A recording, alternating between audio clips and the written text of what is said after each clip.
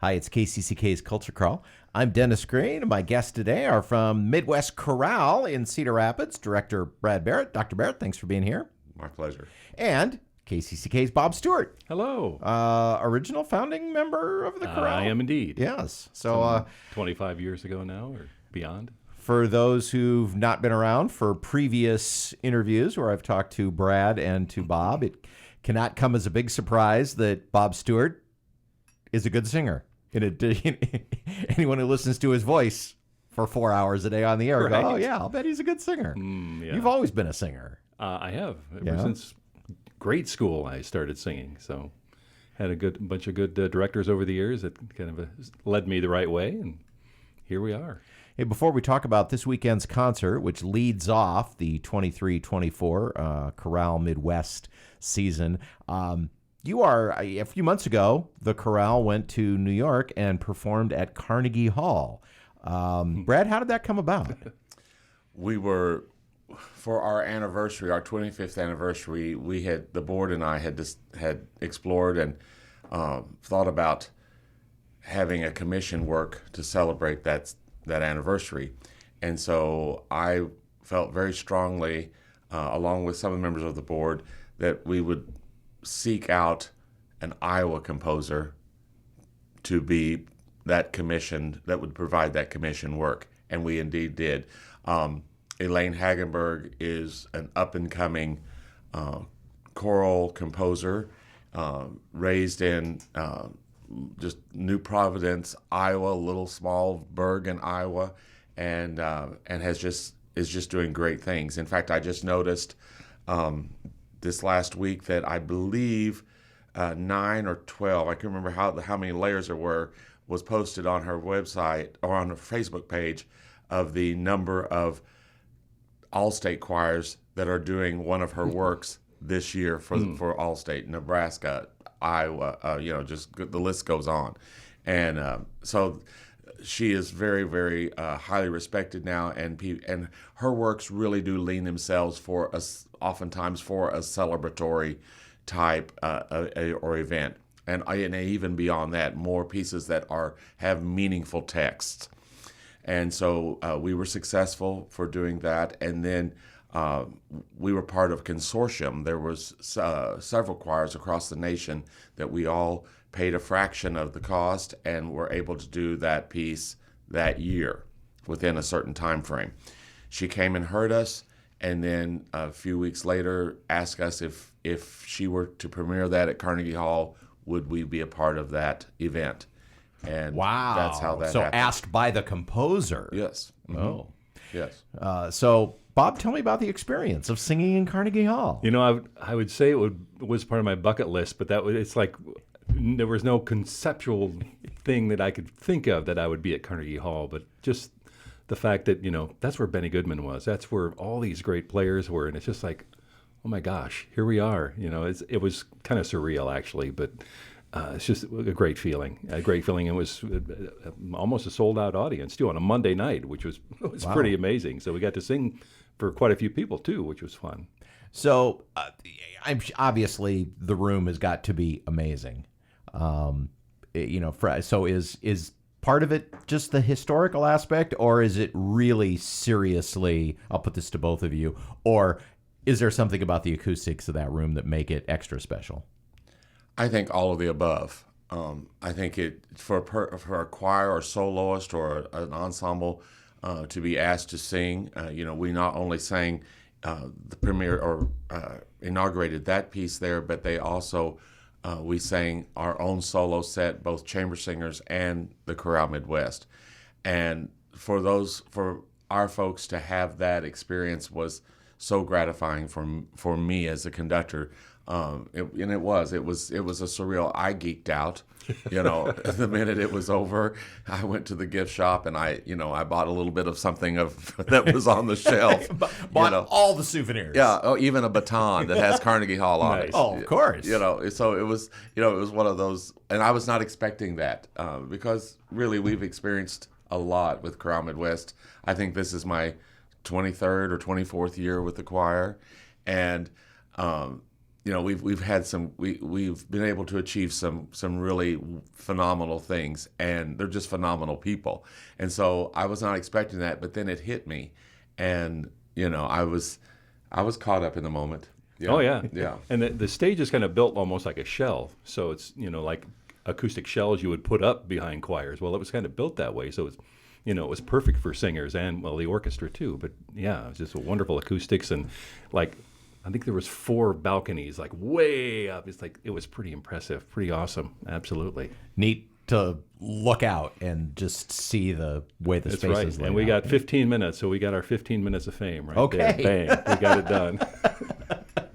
Well, and now the new season has begun, and A Journey Through Song is the title of the season, and then the first concert coming up Sunday afternoon is called A Journey Through Time. Exactly. And when I select the repertoire, of course, I always consider, there are several things that I consider, the number of singers, that the balance, the ability to do divisi music, the ability to do the larger works.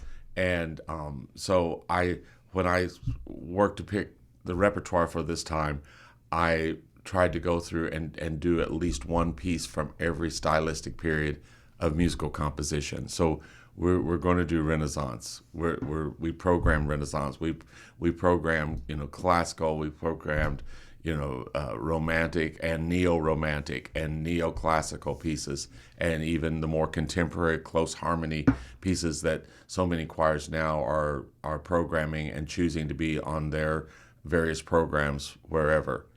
And so that is our journey. Oh, okay. So then tell me specifically about the opening concert then. Well, it will feature both the Chorale Midwest and the Chorale Midwest Chamber Singers and the Vocal Jazz Ensemble as well. Okay. And so the chamber, so is that 3 groups, or is it the chamber singers? I know you divide up men and women. So how many groups total? There'll be 3 for this So concert. 3, okay. Mm-hmm. So the full, the chamber, and then the jazz group. Right. Okay. Yeah. And then at Christmas, there'll be all 5 specific ensembles will be featured. Okay. But we're really excited about the fall because for years we have tried to get into Christ Church Episcopal in town. It's a phenomenal acoustic, a very phenomenal space, great piano, great organ, and the pastor there, we approached him, a new pastor, and his vision is to open up that church community to be a welcoming place, a safe place for people to come. And so they were very excited about having us be there in that space. And so a lot of choirs in the past have gone there. It's such a great acoustic to do some professional recordings of their ensembles. So we're really excited about being there in that space this weekend. What are going to be some of the highlights from the repertoire? Mozart's Regina Coeli. We are doing. I specifically wanted to do something larger this time, and that might be a piece that people in the community might know. Well, as it stands, all the high school students in Iowa that are auditioning for All-State are preparing that work right now. Oh, okay. And you've got 1 or 2 of those in the chorale too, so they're doing double duty. Yeah, and so it kind of imprints that and would give those students and their audience an idea of how that might sound in November in Ames, the people that get selected for All-State. And Chorale Midwest, before I joined as their leader, one of their main missions was outreach, and to do that and to work toward additional ways to outreach to young people, to elderly, everyone in the Cedar Valley area. The jazz vocal jazz group is relatively new, is it not, or has it been around for a while? We've had it 5, 6, 7 years. Yeah. Okay, all right. Well, take 3 out for COVID. It's new. And I'm not directing that. I haven't this last year and this year as well. One of my colleagues, retired choral director from Maquoketa Valley in Delhi, Beth Mueller, who has enjoyed great success with high school students in vocal jazz, and she's taking that over. And I'm really, really pleased that our people get to have her expertise. Bob, anything we mentioned the Mozart, anything that you are looking forward to in particular? I've developed a great fondness for the I guess late Renaissance composer Palestrina, and we're actually doing 2 of his pieces. So it's like, I don't know what it is about his music, but there's just something about it that the way he blends the voices and everything is just quite stirring. So I'm glad we're doing a couple of his pieces. Okay. And also, just on the student thing, here at KCCK, of course, we have our student involvement with the high schools and the younger kids and the high school kids and the middle school kids. It's just a wonder to have these wonderful young voices in the choir that kind of bring some extra life. You know, we're all getting a little. Some of us are getting a little long in the tooth, you know, and just to have these they're wonderful voices to begin with, just this little younger blood in the choir makes it just a whole new experience. We've had that for several years now with these fine young voices, and it's great to have them in there. Well, and to get to work with them side by side. I mean, in our programs, a lot of times we're working with a student ensemble, sometimes with a special guest or with some adult involvement, but not quite so often, full-fledged member singing right there next to Bob Stewart. And just like, and I just want to mention our student producer here, Lydia Kilgore. Yeah. Her brother, Owen Kilgore, is just a wonderful singer, and he is doing some solo work in the Regina Caeli. So it's great to have him along as well. Okay. So. And he's a nationally ranked vocalist out of my studio. Right. Yeah. Yeah. You've had some pretty good luck, Owen and Tejas and. Several. Yeah. Congratulations. Yeah, well, thank you. It's a privilege and an honor working with those people, and kudos to the choral directors in this area that really encourage these students and seek these students out to take private lessons, to audition for Allstate and that type of thing. Well, time and time again, we just hear the same story. Here we are in little Corridor, Iowa, a metro area of a couple of 100,000 people, and yet pound for pound, we produce more than our share of Broadway singers and composers and jazz musicians and pop musicians and choral singers. Yeah. So. Yeah, it's so funny because my students will compete at the national level, and they'll come back like Owen, little Cedar Rapids, Iowa. Well, the other 2 winners, we study with people at Juilliard. We study with people in Manhattan School of Music, that type of thing. And I just kind of laugh about it because it's just there's great talent here and just great people. And so just being able to share with that is amazing. And this year, probably beyond the music, there is just a great spirit with the singers. We're having lots of fun, getting lots done, and I'm just really, really excited. Christmas, I've already got my list, whittled down for Christmas, not to let it be a 3-hour Yuletide fest, but there's just so many great things at Christmas, and so we're really excited about that. The season launches with a journey through time, Sunday the 15th, right? This Sunday. Yep.